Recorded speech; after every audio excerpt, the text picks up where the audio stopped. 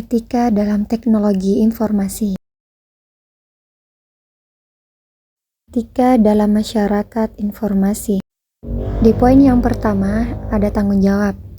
Elemen kunci tindakan etis bertanggung jawab artinya Anda dapat menerima biaya yang potensial, tugas dan tanggung jawab untuk keputusan yang Anda buat. Poin yang kedua, dipertanggungjawabkan. Gambar atau ciri dari sistem institusi atau sosial, berarti keputusan untuk menentukan siapa yang melaksanakan tanggung jawab dan siapa yang bertanggung jawab. Adapun poin yang ketiga, pertanggungjawaban. Gambaran atau ciri dari sistem politik yang merupakan suatu badan hukum yang memperbolehkan individu untuk memperbaiki kerusakan yang dilakukan oleh aktor lain dan mengenai mereka sebagai sistem atau organisasi.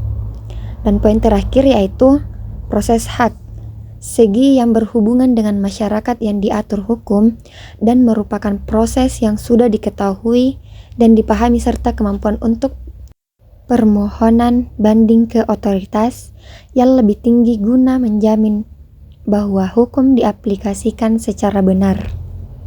Selanjutnya adalah pentingnya etika dan moral.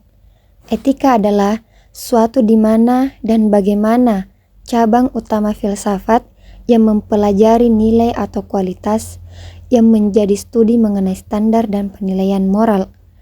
Etika mencakup analisis dan penerapan konsep seperti benar, salah, baik, buruk, dan tanggung jawab.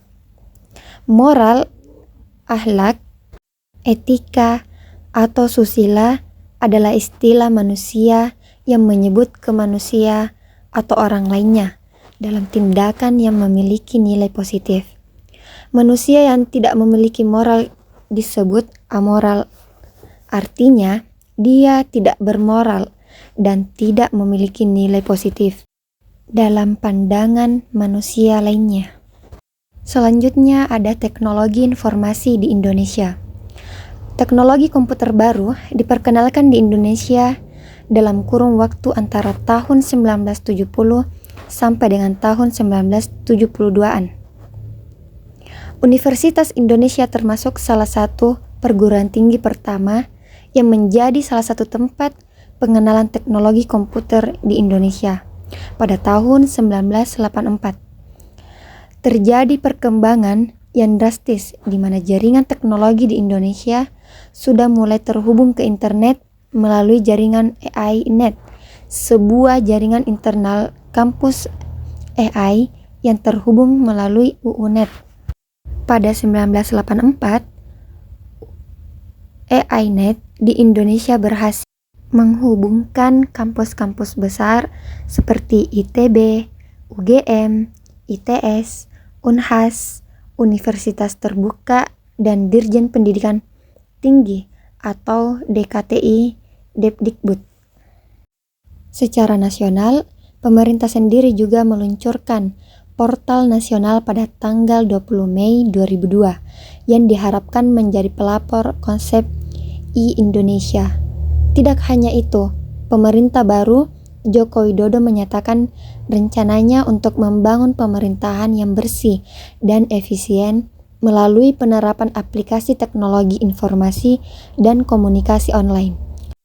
Jokowi ingin menerapkan aplikasi e-budgeting, e-production, e-purchasing, e-katalog, e-audit, pajak online, IMB online, pemerintah digital.